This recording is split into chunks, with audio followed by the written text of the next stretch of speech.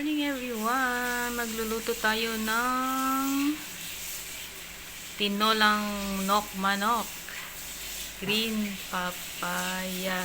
Yan ang price niya. 45 pesos sa pera natin. Yan siya guys. Ano ang English ng papaya? Papayas. Carica is papaya din. Yan.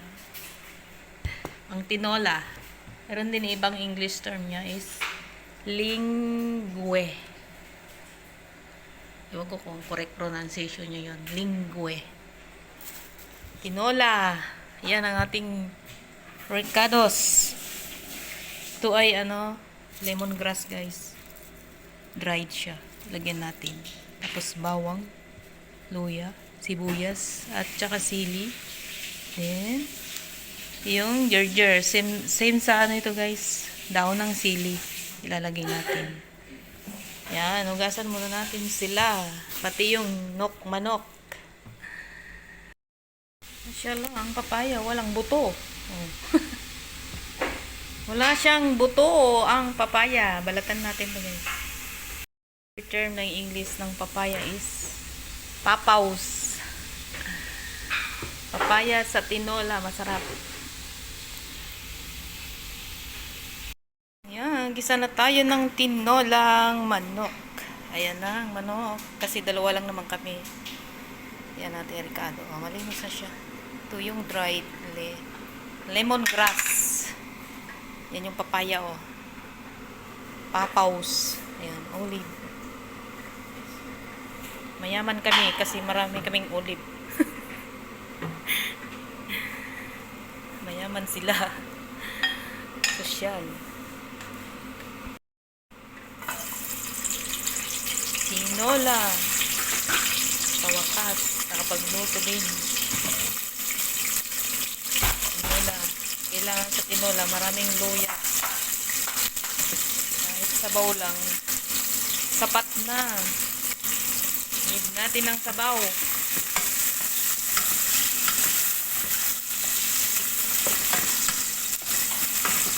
Nagdag sabaw ba? Sarap magluto rito kasi kompleto. Kahit takas-takas lang magluto ba.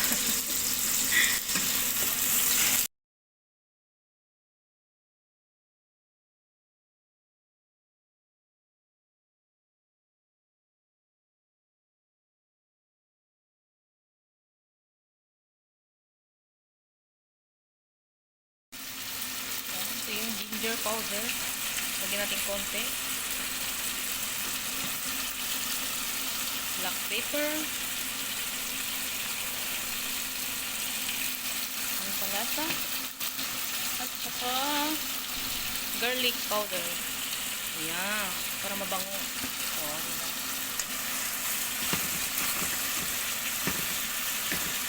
Medyo i-brown toast, hindi, i-brown natin konti yan bago natin lagyan ng water.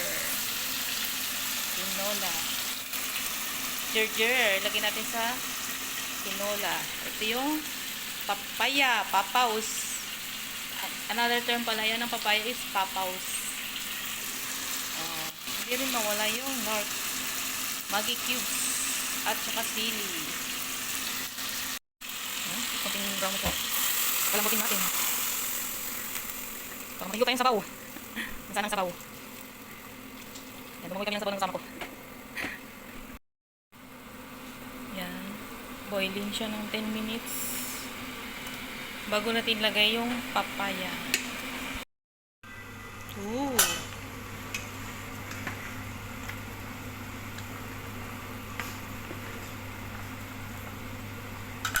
Lagay natin yung fresh na onions, sili, tapos papaya. Aha! Tinola talaga.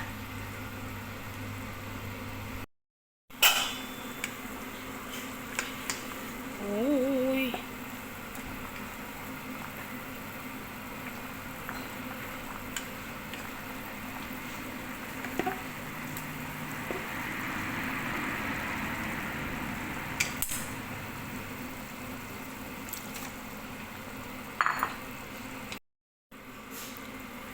Tikman natin. Uy. Oh.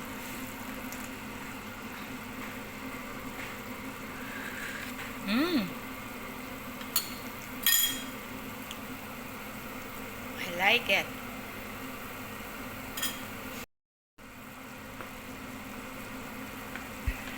O, diba? May ulam na kami.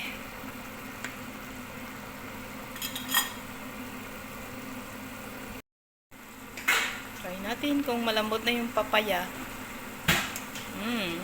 Okay na.